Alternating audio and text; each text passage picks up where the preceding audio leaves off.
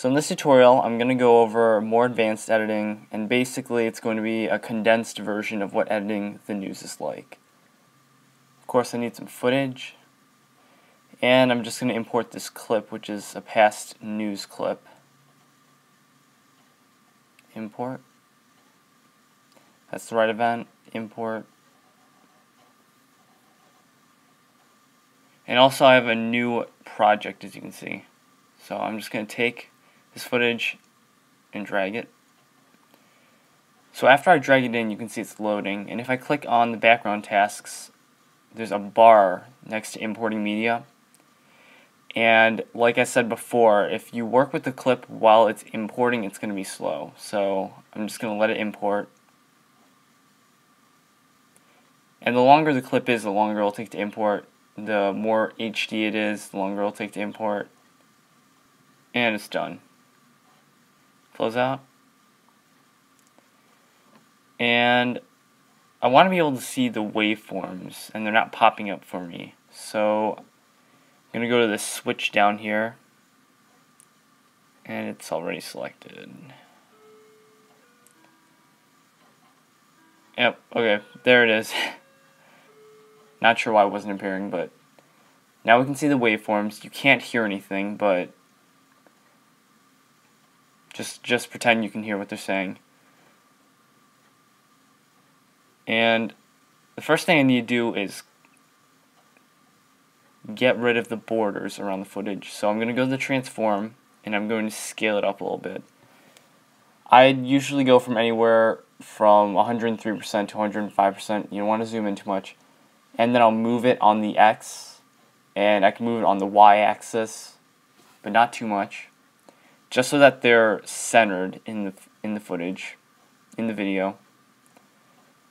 And next I'll go to the audio tab, and it's going to, if I click here, it's going to analyze the audio. Usually I like to fix the loudness so that they're not talking really loudly at the beginning and then talking quieter at the end like that. So to fix that, I'm just going to click loudness right there and turn up the amount and the uniformity. So somewhere like that should be good. And you can see the waveform down here is updating, and now it looks a lot more even. So that's fine.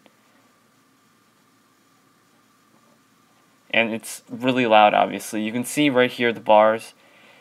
If the audio is going into the yellow and the red, then it's too loud. So I'm just going to take this line right here, which is the volume, and drag it down to about -4 decibels. And if it goes into the yellow a little bit, that's okay. But just make sure it's not too loud, it's not spiking too much. And you want the volume to be even, of course. And I should have done this earlier, but I'm just going to import one of the news intros right now.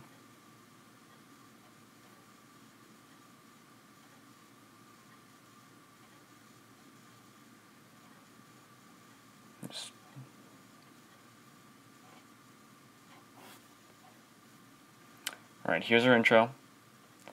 And just drag it into the timeline before that clip. And I'm going to turn the volume down so it's not too loud. Yeah, that's good. And I think this clip lasts a little bit too long, so I'm going to hit B for the blade tool and cut it right here. A for selection and delete. Select and delete it. And I'm going to go to transitions and just use a bloom transition right here. We're going to get the warning, just say create transition. And now the transition should work. There it is. And obviously this isn't where we want the clip of our news anchors to start. In fact, I think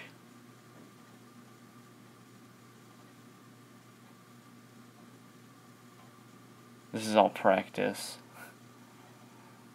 Where is it? It should be right here. There it is. So blade it right there. Okay, they're just doing some random skit.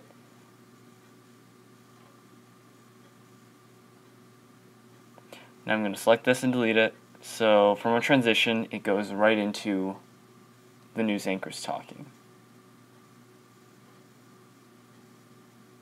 There it is. So now that we have our intro leading into our news anchors, we need to take out the green screen. And we're going to apply an effect called Keyer, which will basically take out all the green in the video. So go to the Effects button, and under Keying, you'll see this effect called Keyer. And you can see it takes out the green. Just drag it over the clip, and right away all the green has been knocked out. And if we want to put a background behind it, let's just go to this tab right here for generators, and let's just select one of these backgrounds. I think there's a news background somewhere. It should be at the bottom right there. I used to use this one a lot, but I'm just going to take it right now and drag it underneath it. You can see that the background is behind them now. And make sure that it starts at the right time so that it doesn't pop up too early or too late. And extend it by pulling the end of it so it lasts the whole clip. So the keying looks pretty good, except for the fact that you can see through the table. And that's because there was green on the table to start with. So to fix that, select the clip and go to video, and you can see there's a keyer effect applied. I'm going to scroll down to color selection, and under that there's a luma curve. And I'll drag the curve in, and you can see the table becomes more solid. But usually you don't want to drag it too far, so I'll leave it somewhere in between, like about there. If it's a little bit see-through, that's okay. I do that all the time, so. And this is a pretty good key. They were wearing clothes that keyed out really well with the green screen. And I'm going to cut off the end. Delete it. I'm going to import an outro, which is just another intro. Should be this one. Yep.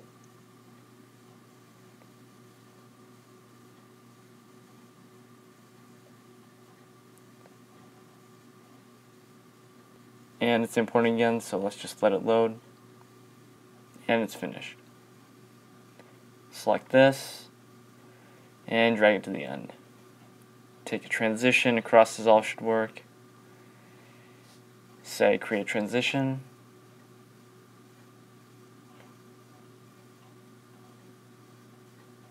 And there we go. But you can see that the background just clips out suddenly. And we don't want that. Or at least I don't want that. So I'm just going to take the cross dissolve and actually, let me zoom in a bit, and just drag it right there. And you can see it applies to the end, but it also applies to the beginning. So I'm going to take it off.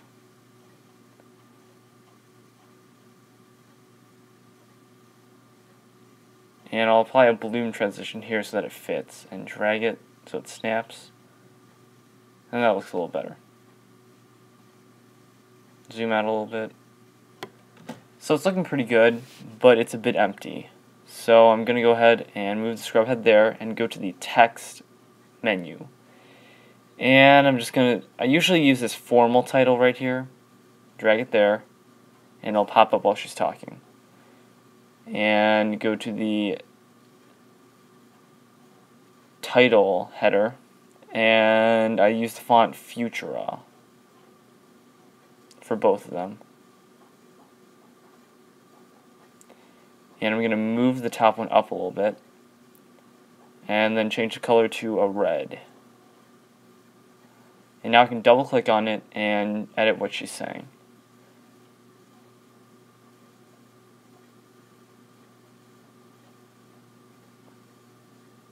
So just type about whatever they're announcing, and there should be a brief description, but drag it out and double click right there and just type.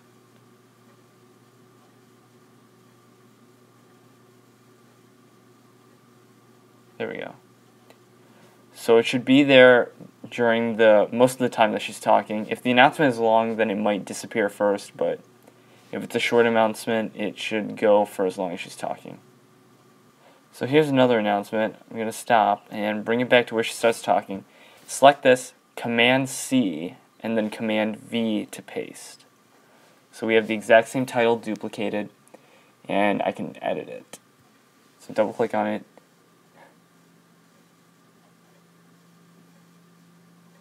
Yes. Odor. Yep. Make sure you have some typos in there.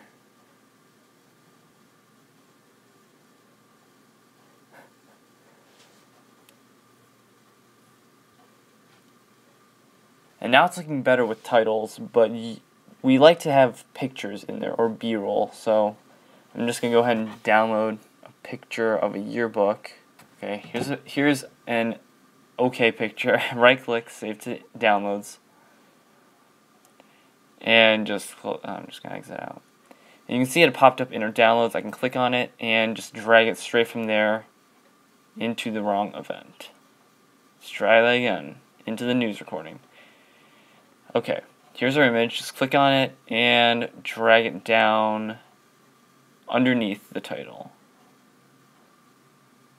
And now we have an image. But obviously we don't want it to just pop up like that, or leave like that. So I'm going to go to the transitions and do the same thing, apply a cross dissolve so it fades in and it fades out. And that's a lot better. But you can see that past the title and the image, we can still see our news anchors. We can still see the table right there. So I'm going to zoom in and make sure I'm snapping to where the image pops up.